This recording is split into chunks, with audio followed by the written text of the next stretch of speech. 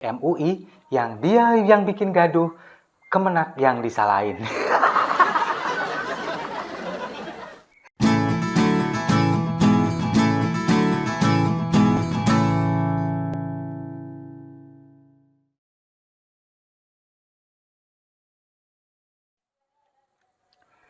Salam damai untuk Indonesia, berjumpa lagi bersama saya, Papa Dimas.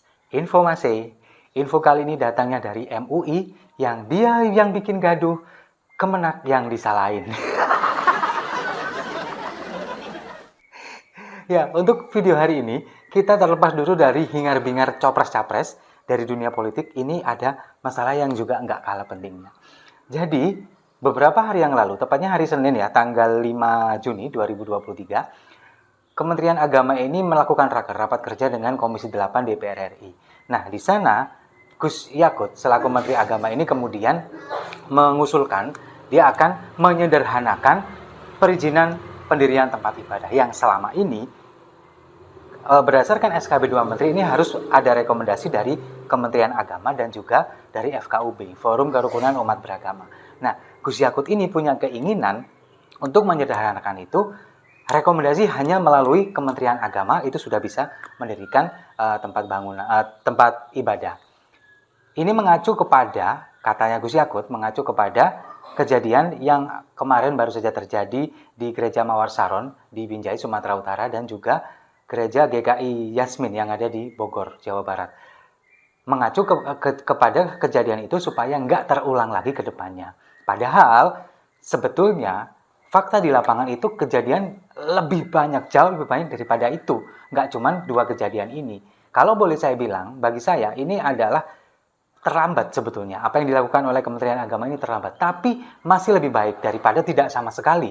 Karena memang kejadian seperti ini sudah jamak, sudah banyak sekali terjadi di mana-mana. Bahkan ada juga yang melibatkan kepala daerahnya. Bahkan kepala daerahnya menyegel tempat ibadah hanya gara-gara masalah perizinan. Seperti yang terjadi di Purwakarta. Dilakukan oleh Bupati Purwakarta, Ana Mustika. Nah, ini kan yang kemudian membuat kita menjadi miris sebagai warga Indonesia. Kok ya bisa pemeluk agama yang minoritas ini untuk mendirikan tempat ibadah, untuk menjalankan ibadah ini sangat kesulitan hanya gara-gara regulasi, hanya gara-gara peraturan. Ini yang kemudian membuat Gus Yakut ini untuk menyederhanakan itu supaya lebih memudahkan umat minoritas yang akan mendirikan tempat ibadah. Nah, harusnya dengan keputusan seperti ini kan mendapat dukungan banyak dari banyak pihak. Nah, tapi ini nggak terjadi dengan MUI. Majelis Ulama Indonesia justru malah mengkhawatirkan ini. Apa yang mereka khawatirkan? Ini kan disampaikan oleh salah satu Ketua MUI, Utang Ranuwijaya, ini mengatakan bahwa sebetulnya peraturan yang sudah ada ini nggak perlu dirubah. Biarin aja seperti itu, karena memang itu lebih memudahkan masyarakat untuk mendirikan tempat ibadah. Lah ini kan justru malah kontradiktif, nggak sesuai dengan apa yang kenyataan yang terjadi di lapangan. Kemudian yang lebih miris lagi bagi saya, ini adalah pernyataan dari Anwar Abbas. Anwar Abbas ini justru mempertanyakan, kalau misalkan regulasi ini dirubah, rekomendasi hanya melalui Kementerian Agama tanpa melalui Forum Kerukunan Umat Beragama, kalau misalkan di masyarakat ini terjadi konflik, terjadi kegaduhan, bahkan terjadi tindak kekerasan, siapa yang mau disalahkan? Nah, ini kan pertanyaan konyol, sangat konyol yang disampaikan oleh Wakil Ketua MUI. Kalau misalkan terjadi kekerasan, terjadi kegaduhan yang dibawa, yang disalahkan siapa? Ya yang melakukan kegaduhan, yang melakukan kekerasan dong. Gitu aja pakai tanya, Kong. Tapi saya tahu maksudnya Kong Anwar Abbas ini ingin menggiring opini bahwa seolah-olah kalau misalkan terjadi kegaduhan, ini yang patut disalahkan adalah pembuat kebijakan, Kementerian Agama yang mengeluarkan rekomendasi ini.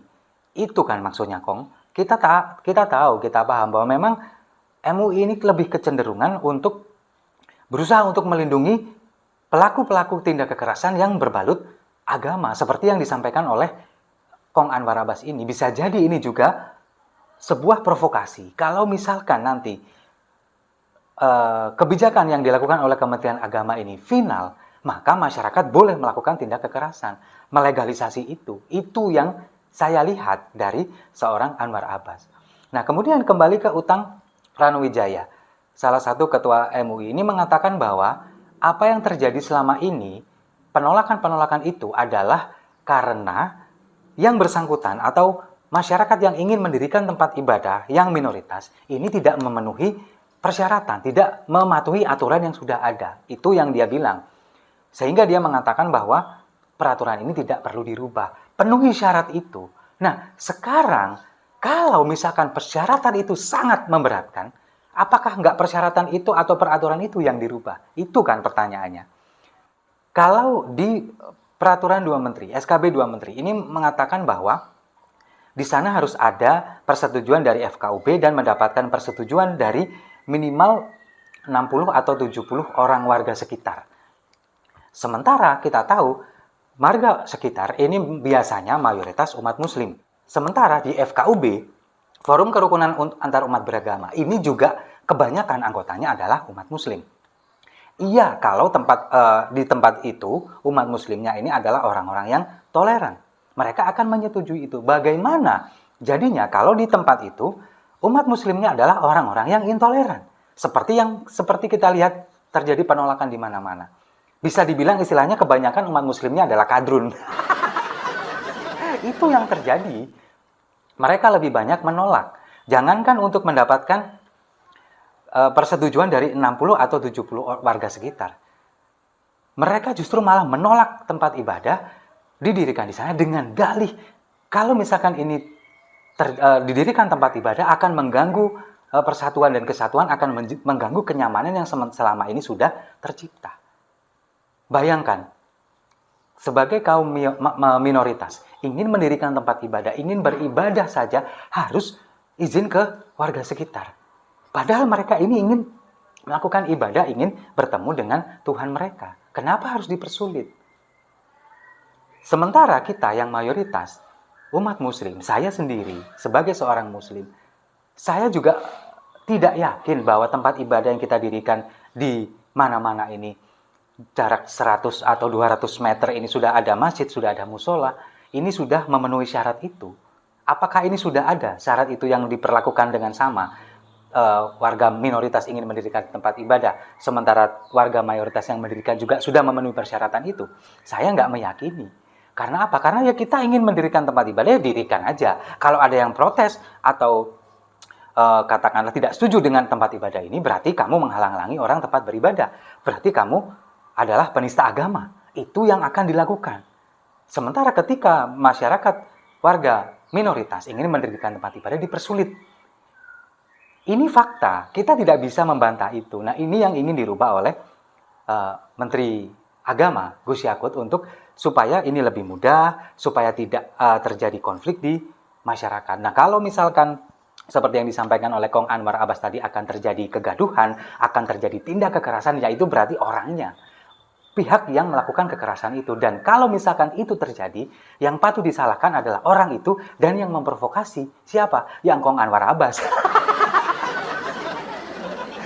Jadi, mari kita dukung Menteri Agama, Gus Yakut, untuk meloloskan rekomendasi ini, meloloskan peraturan baru ini supaya tercipta keamanan, kenyamanan di masyarakat kita, tidak terjadi kegaduhan, toleransi semakin tinggi, sehingga kita masing-masing umat beragama nyaman dalam beribadah, tidak ada gangguan dari pihak manapun.